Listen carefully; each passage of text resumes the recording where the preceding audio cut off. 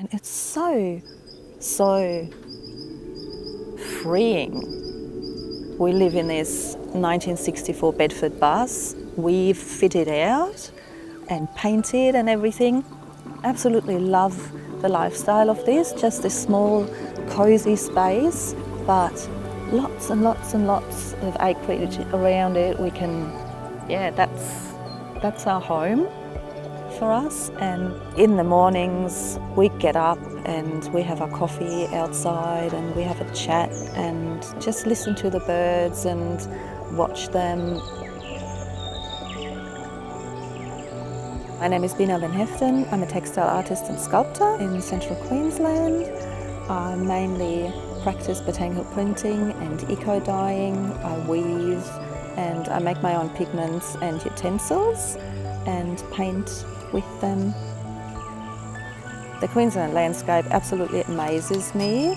I feel really connected to it and I appreciate the different species we have here. Yeah, it's very beautiful.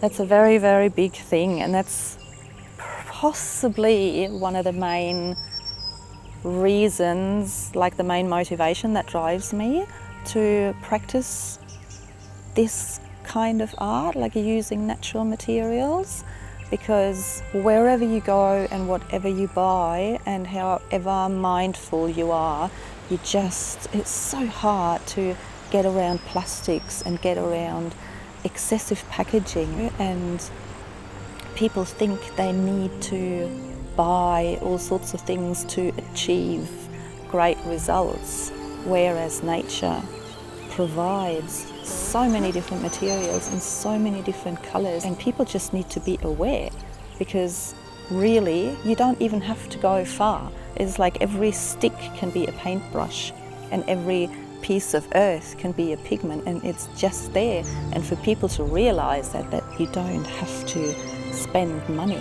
There's a source that provides so much, and the beauty of it is if you happen to take a little bit more than you need, you can put it back and becomes habitat again.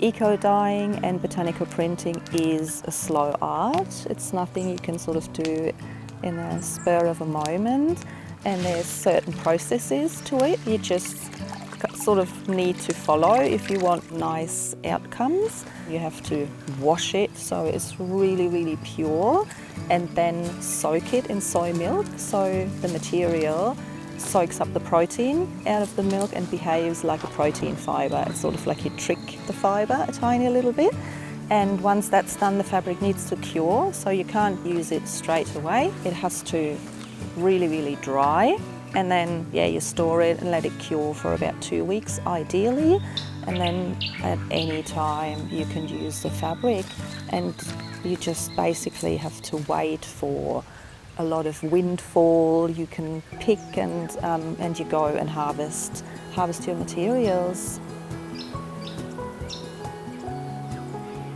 I love to just walk our gardens and the property and pick whatever just grows and flowers, and once you've got your dye stuff and your ready to go fabric, you roll your fabric out and you place your nature materials on the fabric, and then you roll it up really, really, really tight, and then you submerge it into the water, and then it's waiting.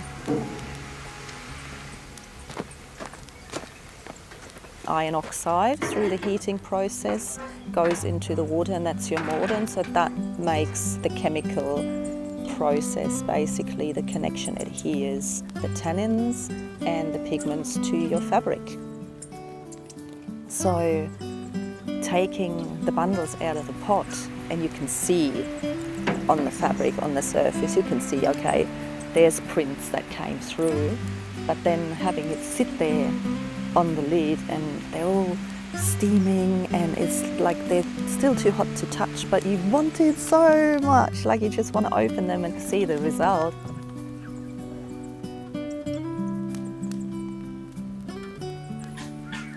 Oh, it smells so nice.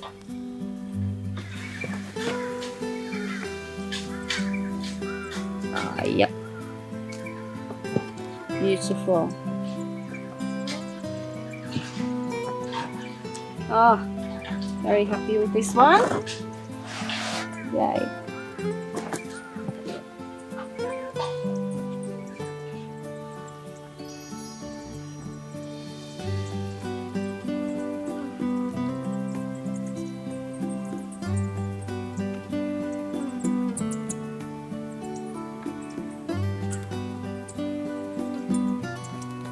I always hope for these bits to come out. They're so nice. Slowly peel off the leaves and the little flowers and see the structure left behind on the fabric. Yeah, look. Yeah, I love it.